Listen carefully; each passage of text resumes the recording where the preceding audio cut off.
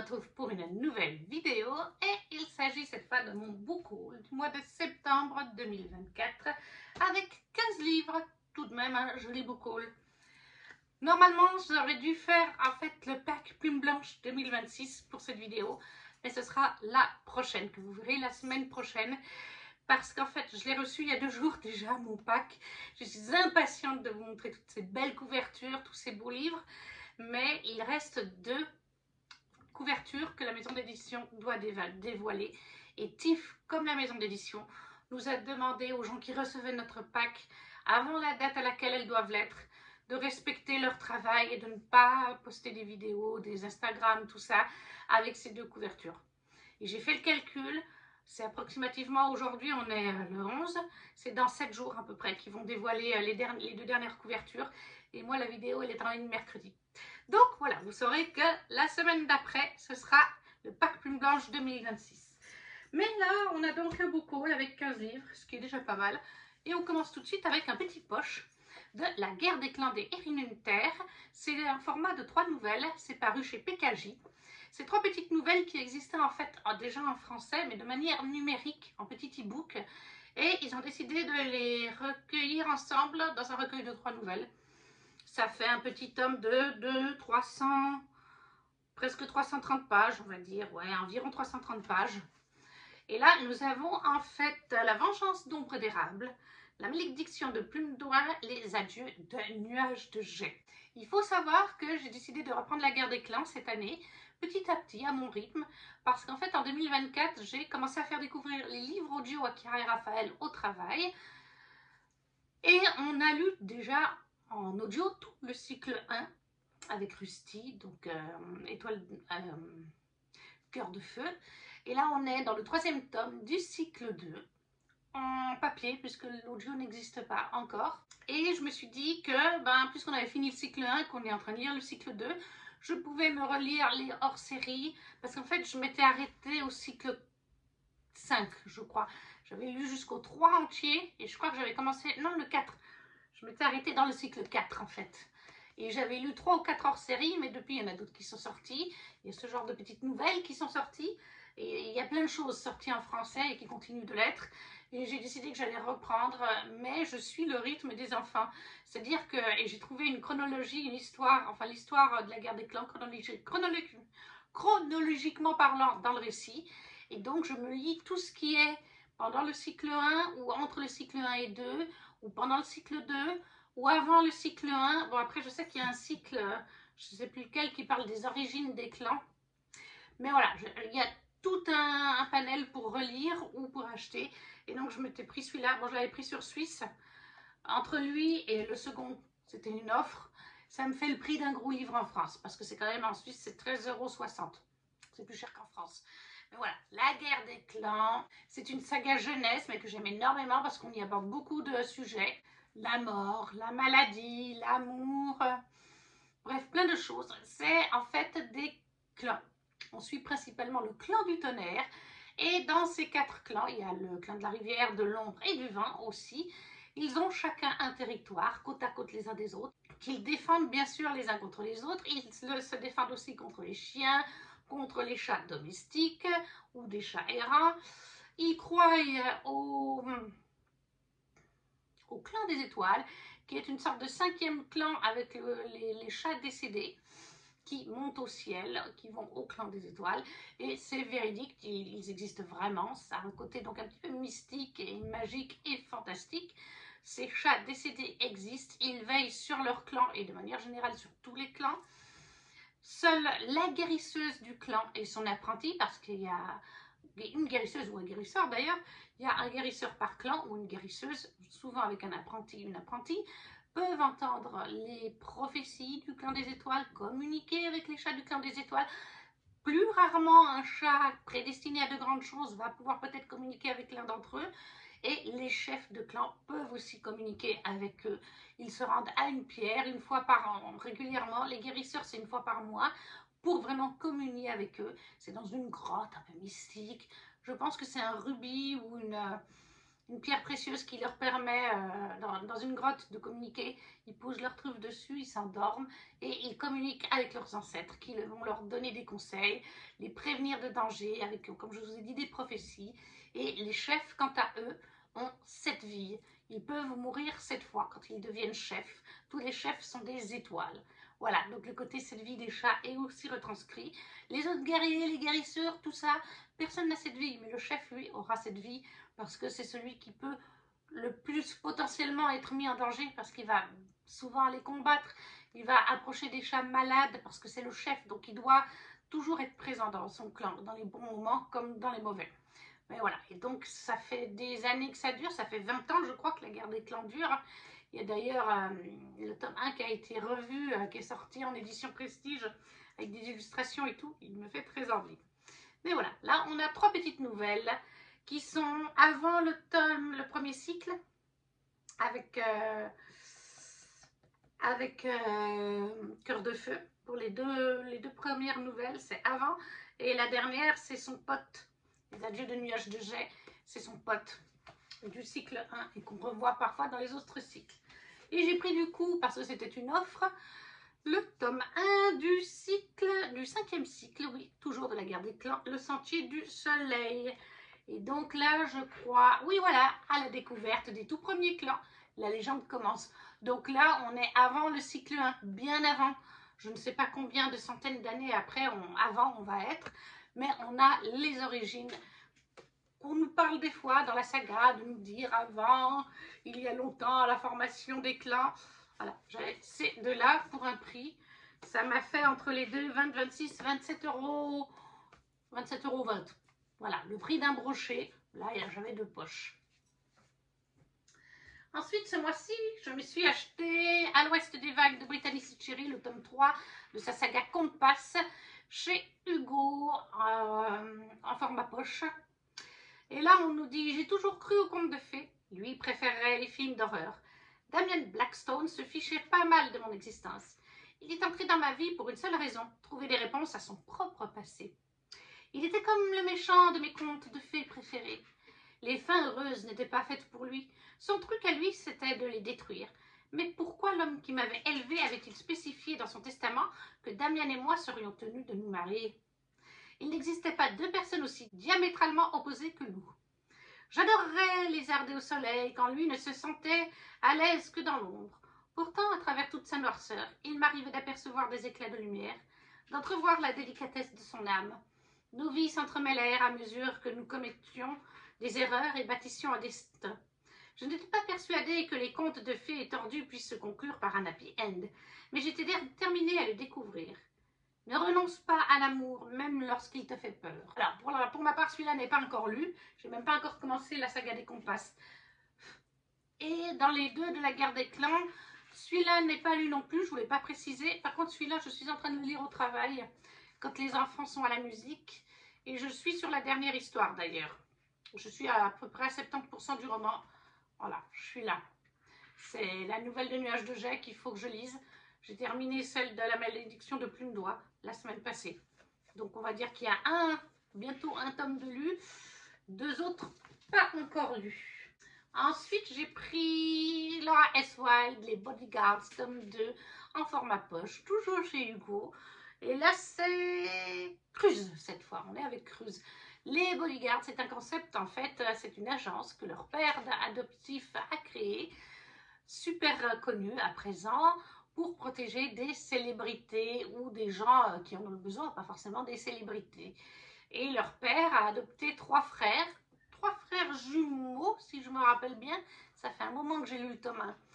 Ils les ont adoptés avec sa femme et on va suivre chacun de ses frères qui a un tome, plus un 4e personnage qui est comme un frère pour les garçons.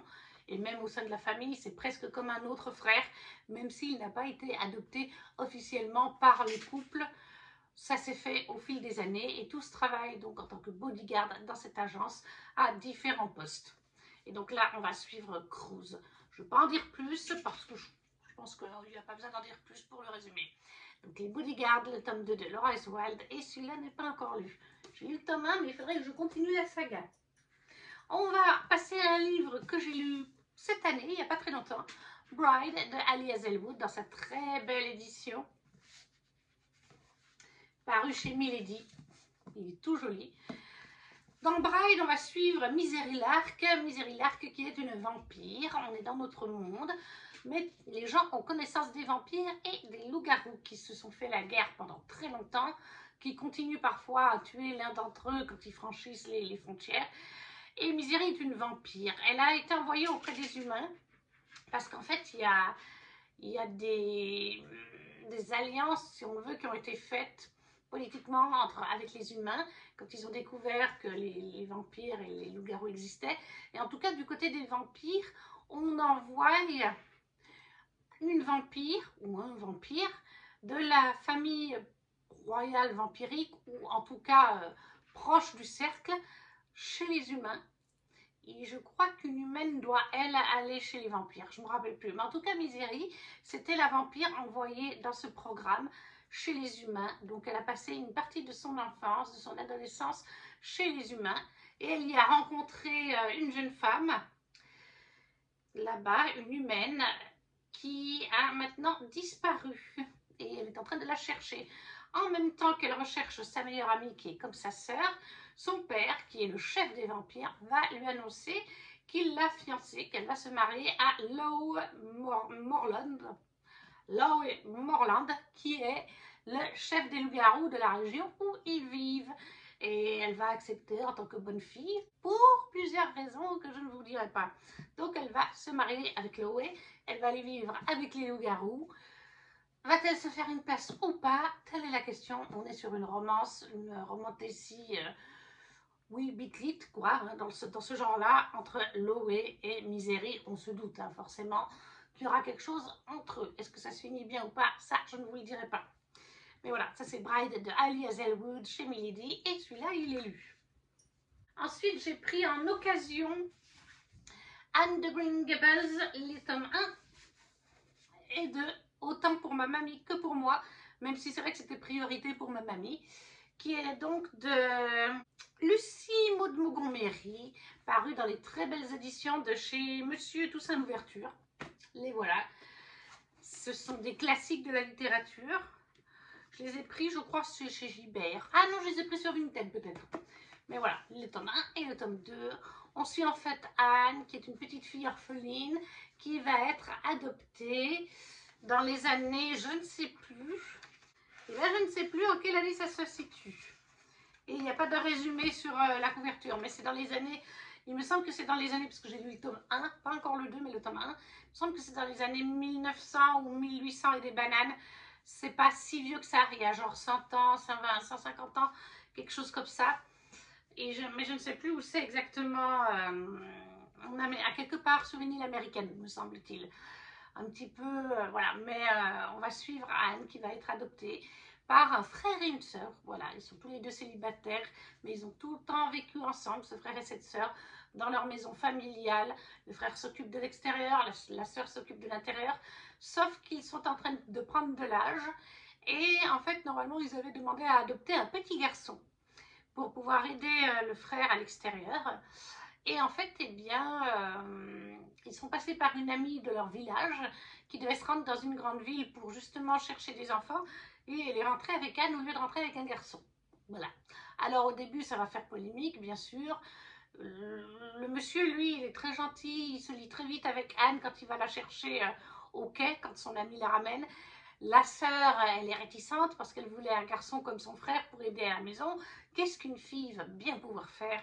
Sauf que petit à petit, ils vont s'attacher à elle pendant les heures qu'ils vont jouer avec elle, ou plutôt parler avec elle, et qu'ils vont décider de la garder. Et on suit toute son enfance, toute son adolescence. Ouais, quand on arrête le tome 1, elle est déjà bien adolescente hein, quand même. Et là, il me reste le tome 2 à lire.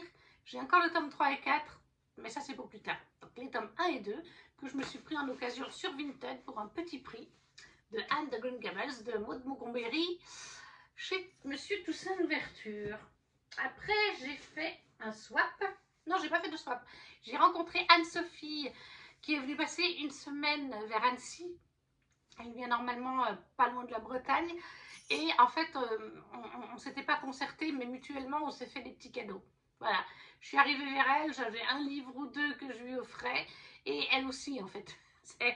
Et du coup, elle m'a offert Les Loups millénaires, le tome 1 de Saphir El Anglard, en édition brochée, chez Hugo, c'est ça? Oui, chez Hugo Ramantesi.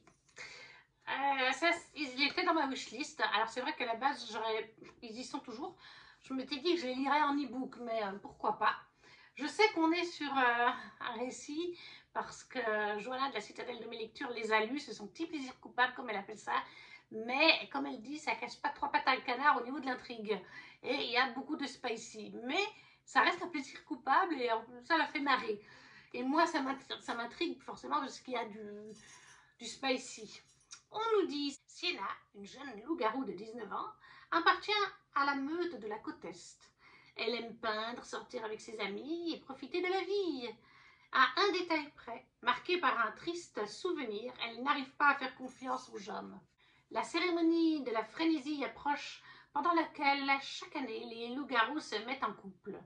Sienna est bien décidée à trouver un partenaire pour la vie et ne compte pas se laisser approcher par n'importe qui. Mais lorsqu'elle rencontre Aiden, l'alpha de la meute, Sienna a beaucoup plus de mal que prévu à respecter les limites qu'elle s'était fixées. D'autant plus qu'Aiden a besoin d'elle pour réaffirmer sa puissance depuis que son autorité d'alpha a été remise en question. Donc voilà, le tome 1 de Les Loups du millénaire, oui, de Saphir à Anglard chez Hugo Ramantesi. Ce n'est pas lu. Un autre livre qu'elle m'a offert à cette occasion, c'est Oser, où est la vraie vie de Lise Braswell. C'est un twist and tale paru chez Hachette Collection Heroes. Et en plus, Lise Braswell, je suis contente parce qu'elle en a fait d'autres chez Twisted Edition. Elle en a fait d'autres dans les Twist and Tales de chez Hachette Heroes que j'avais bien aimé, dont celui de La Belle et la Bête. Le concept des Twist and Tales, est-ce que j'ai besoin de vous le rappeler? Et si un événement du dessin animé avait été changé? Et là, en l'occurrence, on est avec Réponse et on nous dit, et si la mère de Réponse avait bu la potion de la mauvaise fleur? Désespérés à l'idée de sauver leur reine et son bébé à naître, les citoyens du royaume ratissent les alentours pour trouver la fleur issue d'une larme de soleil qui pourra la soigner, donc celle qu'on voit dans le dessin animé. Lorsque la fleur est enfin trouvée, la reine est guérie et donne naissance à un magnifique bébé. Seulement, il ne s'agissait pas d'une larme de soleil, c'était une larme de lune. La petite fille aux cheveux argentés s'épanouit, faisant le bonheur de ses parents. Mais avec ses cheveux mystérieux arrivent des pouvoirs très dangereux, le pouvoir de blesser et non celui de guérir. Pour la sécurité du royaume, Réponse est enfermée dans une tour et placée sous la responsabilité de Mère Gothel. Durant 19 ans, elle reste enfermée, sachant bien qu'elle doit protéger le monde de ses cheveux magiques. Quand elle décide enfin de fuir le seul foyer qu'elle ait jamais connu, pour aller voir les lanternes qui brillent dans le ciel chaque année, le jour de son anniversaire, elle se retrouve entraînée dans une incroyable aventure avec deux voleurs, un hors-la-loi dénommé Gina et une fripouille du nom de Flint Rider. Voilà, donc on change un petit peu les règles. Celui-là, je ne l'ai pas encore lu, mais j'avais bien aimé celui de La Belle et la Bête qui avait été écrit par Lise Braswell. Donc j'ai hâte de voir ce que va nous donner Où est la vraie vie, paru chez Hachette, collection Hachette Rose. Je me suis aussi acheté ce mois-ci le tome 2 des couronnes de Nyaxia de Carissa Broadbent. C'est donc Le Roi Maudit et la couronne sanglante, chez Bookmark dans leurs éditions Lost Kingdom, le relié, comme vous avez pu le voir, qui est de toute beauté. À l'intérieur, il se présente comme ceci.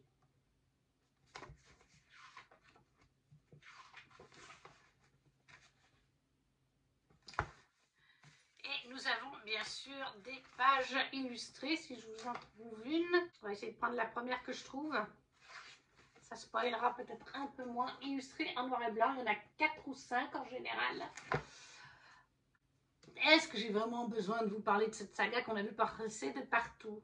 Nous sommes dans un royaume où il y a des clans vampiriques qui sont régis par un roi depuis un certain nombre d'années.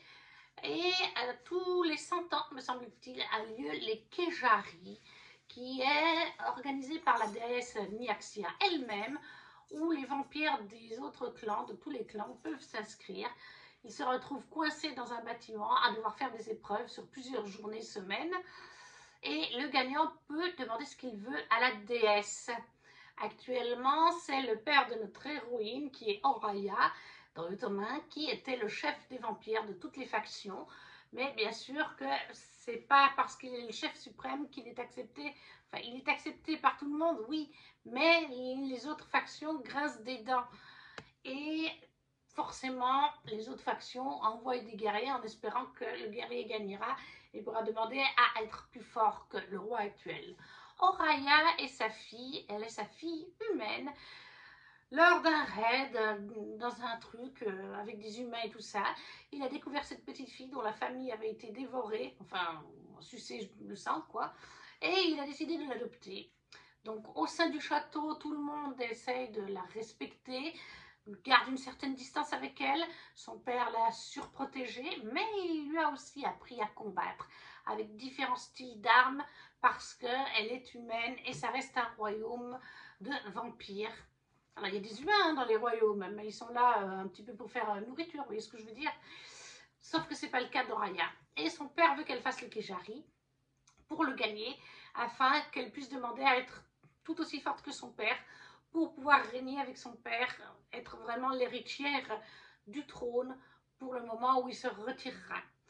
Ça, elle va donc s'inscrire au Kejari et elle va rencontrer d'autres vampires, dont un certain Rain qui est d'une faction un petit peu rivale, comme je vous ai dit, de celle d'Oraya. Et il va y avoir une romance entre eux. Là, on est sur le tome 2, le Kejari est fini, je ne vous dirai pas comment. Et il s'est passé plein d'événements à la fin qui font que politiquement, tout est en train de changer dans les royaumes, dans le royaume. Et puis, il s'est aussi passé certaines choses entre Oraya et Rain tout au long du récit. Donc, c'est la suite de leur histoire d'amour. C'est une romantécie, bien entendu, sur 2 tomes. Il y a d'autres tomes dans l'univers des couronnes de Nyaxia, mais l'autrice fonctionne un petit peu comme Danielle L. Jensen avec Le Plan des Tempêtes. 2 tomes consacrés à un couple, 2 tomes consacrés à un second couple, et je crois qu'il y aura un tome 5 et 6 qui sera encore sur d'autres personnages. En tout cas, moi j'ai déjà le tome 3 dans ma palle. C'est sur un personnage qu'on rencontre dans le tome 1 et qu'on voit aussi dans le tome 2. C'est l'ami de Rain, en fait. Voilà, j'en dirai pas plus. Donc ça fonctionne par duologie. Rien ne nous dit qu'on ne reverra pas Oraya et Rain dans les tomes 3 et 4, c'est fort possible. Mais ce ne seront plus les personnages principaux à ce moment-là. Donc les couronnes de Nyaxia, de Carissa Broadbent, la magnifique édition Lost Kingdom de Bookmark. Et celui-là, il est aussi lu. Il y en a quand même quelques-uns qui sont lus, fort heureusement. Ensuite, je me suis pris des BD d'occasion. J'ai pris Les Carnets de Cerises, le tome 4 de Joris Chambelin et Aurélie Nérette. Et Les Carnets de Cerises, le tome 5. Les voici tous les deux, toujours sur Vinted. C'était vendu par une même personne. Et là, avec Cerise, on suit une petite fille, en fait, qui, comment dire, elle rêve d'écrire, quand elle sera adulte, des romans ou d'être journaliste. En tout cas, d'écrire. Et elle a comme voisine une dame qui est actuellement écrivain, qui écrit des romans et qui lui a donné des conseils. Elle lui a dit de tenir un cahier, même quand elle est enfant, où elle écrira tous ses ressentis sur les gens qu'elle rencontre dans les rues, même à qui elle ne parle pas. Essayer d'écrire ce qu'elle pense d'eux, qu'est-ce qu'ils pourraient cacher, comment ils s'habillent, comment ils sont, leurs habitudes, qu'est-ce qu'ils pourraient cacher, comme je vous disais, ou lorsqu'elle les connaît un petit peu, et essayer de découvrir s'ils ont des mystères, enfin, des choses qu'elle s'inventerait, elle, dans son petit cahier, vis-à-vis de gens qu'elle rencontre dans la rue. C'est ce qu'elle va faire, mais elle va s'intéresser aux gens, et à chaque tome, elle va s'intéresser à une personne précise qui a un mystère autour d'elle, autour de sa vie, et Cerise va aider à comprendre ce mystère et des fois à le résoudre. C'est vraiment tout doux, c'est tout mignon. J'adore vraiment cette saga, ça fait partie de mes favorites. Vous avez des pages de lettres quand elle écrit dans son cahier. Et vous avez bien sûr des pages de BD. Et j'aime beaucoup les traits de crayon, j'aime beaucoup les couleurs choisies dans cette BD. Je vous montre un petit peu des deux. Les tons choisis. Voilà, c'est une très chouette BD. Et le tome 4, qui est la déesse sans visage, a été lu. Il me reste le tome 5 que j'ai mis dans mon pack de cette année, qui est des premières neiges au Perséide. Je pense que je le dirai fin novembre du coup, parce qu'il y a de la neige dessus. C'est encore un peu tôt pour la neige, mais voilà. Les carnets de cerises de Joris Chamblanc et Aurélie Nairette, les tomes 4 et 5, chez Collection Métamorphose. Toujours au point de vue BD, je me suis pris les carnets de cerises, pas du tout. Le Grimoire d'Elphie, le tome 4, si je ne me trompe pas. Tac, tac, tac, tac. Oui, c'est le 4. Non, parce qu'il y en a un de plus de sortie et il y en a un qui arrive en fin d'année, donc j'étais plus sûre. Et ça, c'est de Arleston, Minnie Ludwin et Alouette. Alouette, c'est l'autrice Audrey Alouette qui a fait aussi Magique Charlie et qui fait aussi Princesse Sarah. J'adore le Grimoire d'Elphie. Là, c'est le tome 4. Lui, c'est vraiment un coup de cœur. C'est vraiment ma BD favorite, ma saga de BD favorite. Les traits de crayon, les couleurs utilisées, tout me plaît. Dans le Grimoire d'Elphie, on suit en fait Elphie qui est une petite fille. Elle vit au début avec sa tante, chez sa tante avec sa sœur du milieu. Leur grande sœur, Elou, je ne sais plus, Elou je crois, qui vient d'être majeure il y a quelques mois, est partie rafistoler un bus anglais à 2 étages, vous savez, les bus rouges.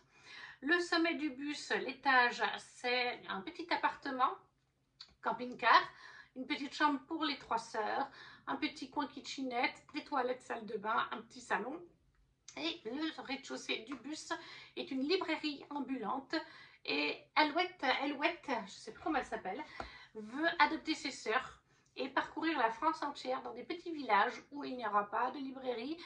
C'est ainsi qu'elle gagnera sa vie et ça lui permettra de s'occuper de ses 2 sœurs puisqu'elle est majeure, car les petites filles ont perdu leur maman il y a quelques mois de ça dans un accident qui a brûlé leur maison et brûlé leur maman. Elles ont chacune hérité d'un petit quelque chose de leur maman et Elphie a hérité d'un carnet vierge avec des pierres sur le dessus qui est vierge, comme je vous ai dit, il n'y a rien d'écrit, mais elle l'aime beaucoup et elle va commencer à l'écrire. On voit d'ailleurs là qu'elle est en train de l'écrire dans le tome 1 et quand elle commence à l'écrire, les pierres se chargent de magie en fait grâce à l'écriture de sa propriétaire et en posant un petit origami, sa maman lui avait appris à faire des origamis, et bien quand elle se réveille le lendemain matin, l'origami a pris vie et il reste vivant pendant quelques heures et obéit à Elphie. C'est comme ça qu'elle réalise que sa maman était une sorcière et qu'elle a hérité du don de celle-ci pour la magie, ce qui ne semble pas être le cas de ses 2 sœurs. Et on la suit dans ses histoires ou dans différentes villages plutôt de France, où ils vont rencontrer des gens. Par exemple, dans le tome 1, on va rencontrer, il y a 2 familles, les 2 grands-pères se font la tête. Alors que je crois d'ailleurs, oui, ils ont un petit-fils. Voilà, leurs enfants se sont mariés, enfin leurs petits-enfants, oui, leurs enfants se sont mariés et ont eu un petit garçon ensemble. C'est leur petit-fils, mais les 2 grands-pères se font la tête depuis un certain temps parce qu'ils sont tous les 2 philatélistes, surtout un des 2. Et quand ils étaient enfants, adolescents, un des 2 a fait une bêtise avec un timbre qui valait très cher. Et le grand-père vient de le découvrir, enfin il y a quelques mois de ça, et les 2 grands-pères se font la tête depuis. Le grand-père philatéliste fait la tête à son pote d'enfance, réalisant qu'à cause de lui, ce timbre qui va des milliers d'euros, qui pourrait payer les études de leur petit-fils, je crois que c'est ça, et bien il ne l'a plus depuis son enfance à cause de son meilleur ami. Vous voyez le truc? Et Elphie, elle va essayer de résoudre cette énigme, de savoir où est passé le timbre, de rabiboucher les 2 frères, les 2 copains. Voilà, dans un autre tome, c'est axé sur son grand-père, elle va faire des découvertes, et sur sa grand-mère. Bref, j'adore cette saga, c'est une saga pépite. Et celui-là, il est lu par contre. Voilà, donc il y a quand même quelques livres de lus dans cette vidéo. Donc, Le Grimoire d'Elphie, le tome 4 de Audrey Alouette, Minnie Ludwin et Arleston. Et c'est chez Draco. Lui, il est lu aussi. Et finalement, on va passer aux 2 livres anglais, mais qui sont sortis en français. Alléluia. De chez Fairyloot. On commence avec la box du mois, me semble-t-il, puisqu'il n'y a pas la petite carte, qui est issue de la saga The City of Phantoms, c'est The Dagger and the Flame, de Catherine Doyle, c'est ça? Oui, voilà, c'est Catherine Doyle. Et lui, il va sortir en français tout prochainement. Alors, je ne sais plus dans quel... Je crois que c'est... Je ne sais plus chez qui c'est. On va regarder après. Là, je vous présente l'édition Fairyloot. Certains l'ont déjà vu lorsque j'avais déboxé la box dans les hauts, dans le blabla. Catherine Doyle, c'est une des deux autrices qui ont fait Twin Crowns, qui est sortie aussi en VF d'ailleurs, chez Bayard, je crois, les Twin Crowns pour la VF. Moi, j'ai le tome 1 en édition Fairyloot, petit format broché, mi-broché, mi-poche. Le derrière. Je ne sais même plus si je vous ai montré le jaspage. Il est à sortir dans 4 jours, le 15 octobre. Ça paraîtra chez Bayard Jeunesse. Et en mots-clés, on nous dit Young Adult, Fantasy romantique et Fantasy. Oui, alors les mots-clés ne sont pas ce qui nous aide le plus. Bon, on va lire le résumé. À Fantasma, la magie de l'ombre est un don rare et mortel, contrôlé par 2 guildes ennemies. Les capes et les dagues, les voleurs et les assassins.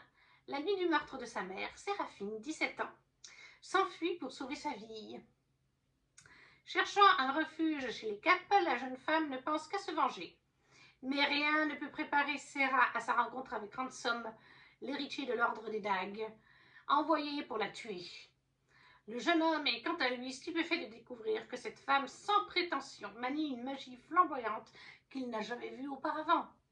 Alors que les guildes s'affrontent pour contrôler le monde souterrain de Fantasma, menacé par l'apparition de monstres entièrement faits d'ombre, Sarah et Ransom sont consumés par l'attraction de leur magie et la terrible vengeance qui ne cesse de les rapprocher. Voilà, ça sort chez Bayard le 15 octobre de cette année. C'est The Dagger and the Flame dans la saga The City of Phantom. Et moi, là, c'est l'édition Fairyloot. C'est de Catherine Doyle. Il n'est pas encore lu celui-là. Encore un livre qui n'est pas lu non plus. The Half King de Melissa Landers, qui existe aussi en français. Lui, il est sorti il y a quelque temps chez Label Calix. Je vais vous le montrer après. Enfin, je vais vous lire le résumé de la version française. Là, il est très joli. D'ailleurs, je suis à l'envers, ce serait mieux comme ça. Voilà. Lui non plus n'est pas encore lu, je crois que je vous l'ai dit. C'était celui-là, le Romantic Book Only, du coup, du mois de septembre. Voilà. Dessous, ce mois-là, il n'y avait rien. Ça arrive, c'est pas souvent, mais ça arrive. Par contre, on avait du fold à l'intérieur.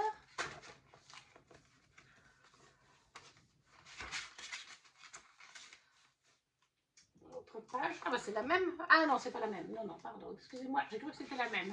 Et donc pour The Half King en mots-clés, nous avons malédiction, magie, foi, intrigue de cour, romanticisme, sexe. Ah, au moins, c'est bien, ils nous préviennent, on sait qu'il y aura du sexe dedans.